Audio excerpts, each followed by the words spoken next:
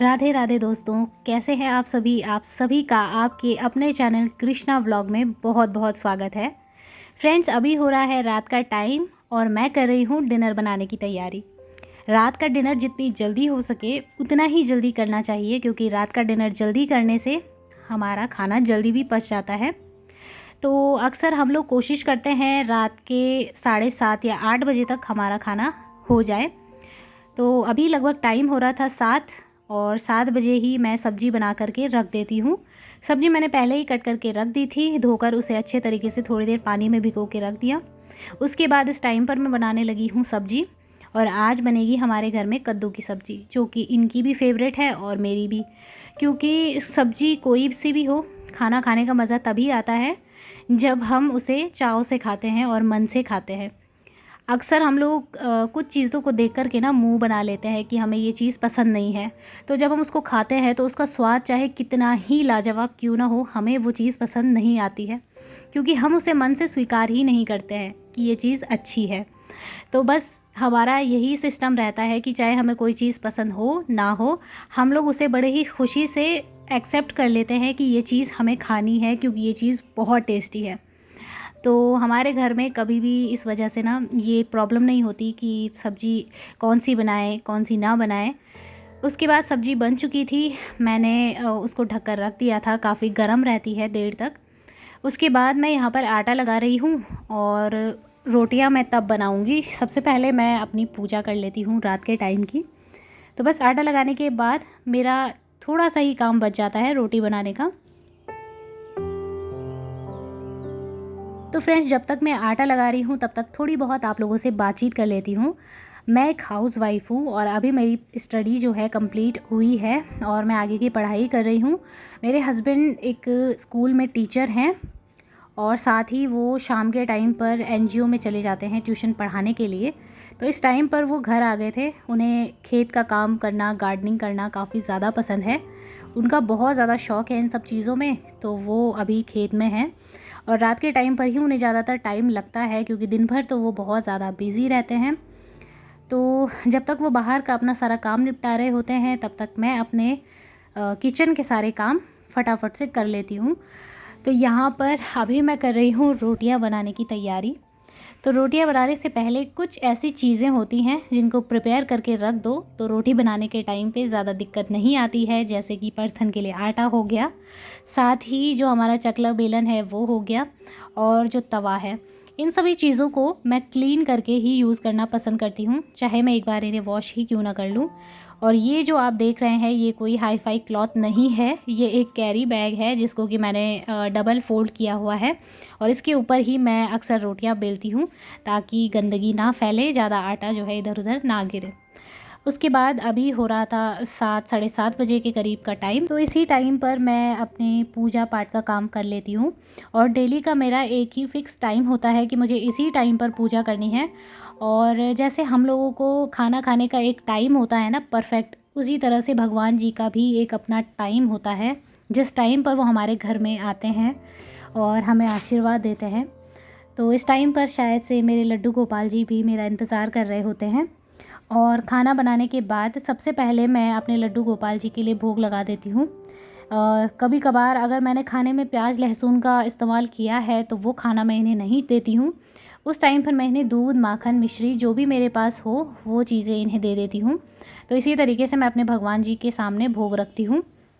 तो अभी मेरी पूजा पाठ हो चुकी है एकदम कंप्लीट, और जब मेरा खाना बन करके हो जाएगा तैयार तो वो खाना तो मैं अपने लड्डू गोपाल जी को नहीं दे सकती, लेकिन उसके बजाय मैं अपने लड्डू गोपाल जी को दूध दूंगी, साथ ही मिश्री और प्रसाद बाकी का जो है वो रख लूँगी।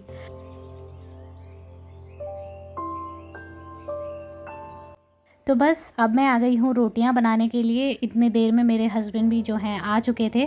मैंने उनसे कह दिया था कि मैं गरम गरम रोटियाँ बना करके रख लेती हूँ, आप जैसे ही मैं रोटी बनाती हूँ आप रोटियाँ खा लो। लेकिन उन्होंने जो है साफ मना कर दिया कि हम दोनों बैठकर ही साथ में खाना खाएंगे रात के टाइम का। तो अच्छा लगता है, एक सुबह से लेकर रात तक बस एक ही रात का ही टाइम होता है जिसमें हम दोनों बैठकर साथ में खाना खाते हैं और काफ़ी अच्छा लगता है। थोड़ा सा एक क्वालिटी टाइम है जो हम लोग स्पेंड करते हैं एक दूसरे के साथ में। तो एक दूसरे के लिए टाइम देना भी बहुत ज़्यादा ज़रूरी होता है। अगर आप शादीशुदा हो तो एक दूसरे को टाइम देना और साथ ही हंसी मज़ाक करना, ये सभी चीज़ें ही हमारी लाइफ का बहुत ही बड़ा पार्ट है जो कि हमें निभाना होता है। और इन्हीं सब चीज़ों से ना हमारी बॉन्डिंग बहुत अच्छी बनती है। तो बस यहाँ पर अपना काम कर लिया है मैंने और इनसे कह दिया था, पर इन्होंने इनकार कर दिया कि साथ में ही हम लोग खाना खाएंगे। तो फिर मैंने भी ज़्यादा ज़बरदस्ती नहीं की, मैंने कहा चलो ठीक है, हम लोग साथ में ही खाना खाएंगे। और मैं रोटियां हमेशा इसी तरीके से सेकती हूँ, तवे के ऊपर। डायरेक्ट मैं फ्लेम पर नहीं सेकती हूँ क्योंकि उससे अनाज के सारे जो पौष्टिक तत्व होते हैं वो बिल्कुल ख़राब हो जाते हैं। तो फ्रेंड्स, इसी तरीके से मेरा जो नाइट का रूटीन होता है, मैं उसे कोशिश करती हूँ कि ज़्यादा से ज़्यादा उस टाइम पर मैं अपना फ़ोकस करूँ कि मैं अपने काम को किस तरीके से कर रही हूँ या फिर मैं अपने काम पर किस तरीके से ध्यान दे रही हूँ। आधे से ज़्यादा जो मॉर्निंग के लिए भी मेरे काम होते हैं उन्हें भी मैं रात के टाइम पर ही करना सही समझती हूँ। जैसे कि अपने किचन की क्लीनिंग हो गया या फिर अपने किचन में कुछ कोई भी स्प्रे करना है, क्योंकि रात के टाइम पर अक्सर यहाँ पर चींटियाँ आ जाती हैं। और वैसे मेरा किचन काफ़ी ज़्यादा क्लीन रहता है, मैं ऐसे कोई भी काम नहीं करती जिससे मेरे किचन में गंदगी हो या कोई भी इंसेक्ट्स आएँ, बट फिर भी मैं ट्राई करती हूँ कि अच्छे से साफ़ सुथरा रहे। तो ये कैरी बैग को मैंने अच्छे से साफ़ कर दिया है, उसके ऊपर जितना भी आटा वगैरह गिरा था उसको फेंक दिया है सिंक में। और अभी मैंने यहाँ पर गीले कपड़े से पूरे काउंटर टॉप को क्लीन कर दिया है। मेरा किचन जो है वो काफ़ी ज़्यादा छोटा है, इसलिए मुझे थोड़ी सी दिक्कत आती है, लेकिन सफाई के मामले में मुझे बिल्कुल सहूलियत रहती है, काफ़ी ही जल्दी यहाँ पर साफ़ भी हो जाता है। तो रात के टाइम पे मैं हमेशा ही पूरा अच्छे तरीके से क्लीन करके सोती हूँ अपने किचन को। टाइल्स पर भी दाग लगते हैं, टाइल्स की वजह से भी चींटियाँ या कॉकरोचेस आते ही हैं, तो इसलिए कोशिश करती हूँ सब कुछ अच्छे से साफ़ हो जाए, चाहे वो गैस स्टोव हो या फिर टाइल्स हो या फिर काउंटर टॉप हो। इसी तरीके से मैं क्लीन करती हूँ और हमेशा ही मैं अपने गैस को धोती नहीं हूँ, जैसा कि कई बार आप लोगों ने देखा भी होगा या आप लोग भी करते होंगे।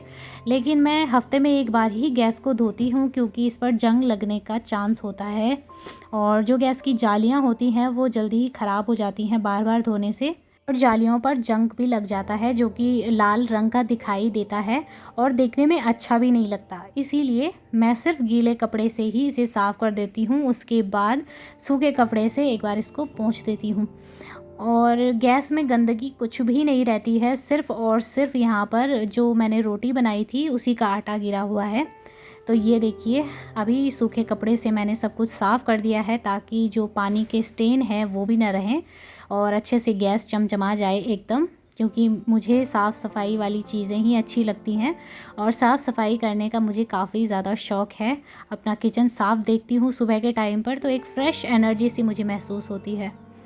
उसके बाद मैं सिंक में जो थोड़े बहुत बर्तन रखे रहते हैं उनको धो देती हूँ, तभी बाद में डिनर करती हूँ। और अभी मैं यहाँ पर एक स्प्रे कर रही हूँ जिससे मेरे किचन में जो इंसेक्ट होते हैं वो नहीं आते हैं, कॉकरोचेस चींटियाँ वगैरह कुछ भी नहीं आती हैं, छिपकली।